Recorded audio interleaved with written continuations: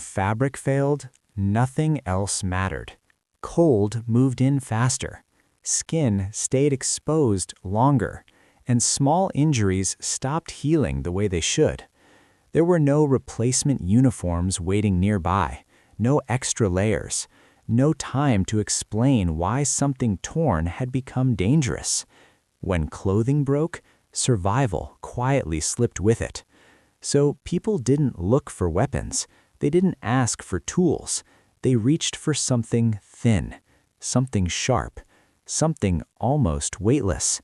It didn't look like protection, but when it wasn't there, the body paid the price. It didn't come in a case. It wasn't labeled as essential. Sometimes it was wrapped in paper, sometimes stuck into fabric, sometimes hidden inside a button kit no one remembered packing. It stayed close to the body, not because it was issued, because experience taught that when it was needed, it had to be immediate. In camps, on ships, and in places where wind cut through everything, it appeared quietly.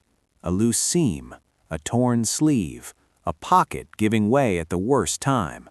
No announcement, no assistance, just hands, light, and patience. It wasn't only fabric that failed. Skin split, hands cracked, small cuts appeared where no one remembered getting them. In clean places, those were minor. In war, they weren't. Infection didn't need drama. It only needed time. And time was something no one had. This was when the needle changed roles, not as a medical instrument, not as a solution, but as control, closing what shouldn't stay open, keeping problems small before they grew teeth. No manuals explained it. No one advertised the risk. People learned by watching consequences and remembering them. It didn't stay limited to repairs. Once people trusted it, they used it everywhere. Thread became cord when nothing else was available. A needle became a marker, a fastener, a way to secure what couldn't be replaced. Maps were stitched instead of taped. Tags were sewn into clothing instead of written. Gear was held together quietly, without drawing attention. In places where weight mattered and space disappeared fast, this small kit replaced an entire system. Not because it was better, because it was there. It didn't demand perfect conditions. It worked in bad light, cold hands, and tired minds. That reliability changed behavior. People stopped waiting. They started fixing. Fixing something small changes how the mind reacts to pressure. War removes choice slowly, not all at once. First, it decides where you sleep, then what you eat, then how long you wait. Over time, that erosion does more damage than fear.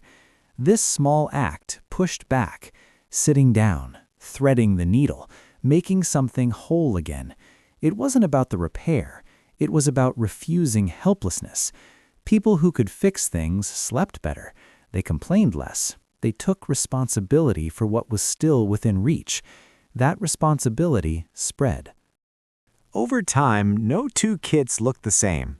Thread shortened unevenly, needles bent slightly, fabric scraps collected without explanation. What began as equipment slowly became familiar. Hands recognized it without looking. Fingers knew how much pressure to use. The motion became automatic. Some kept it wrapped carefully. Others jammed it into pockets where it picked up dirt and oil. Either way, it stopped being interchangeable. Borrowing it felt wrong, not because it was rare, but because it carried habits, movements learned under pressure. In a world where everything was issued, numbered, and replaceable, this small kit resisted that logic. A new one wouldn't feel right. It hadn't earned trust yet. When the war ended, most things were turned in. Uniforms were folded, gear was counted, equipment was stacked and replaced. This wasn't. It stayed in pockets, in drawers, in coat linings that crossed oceans.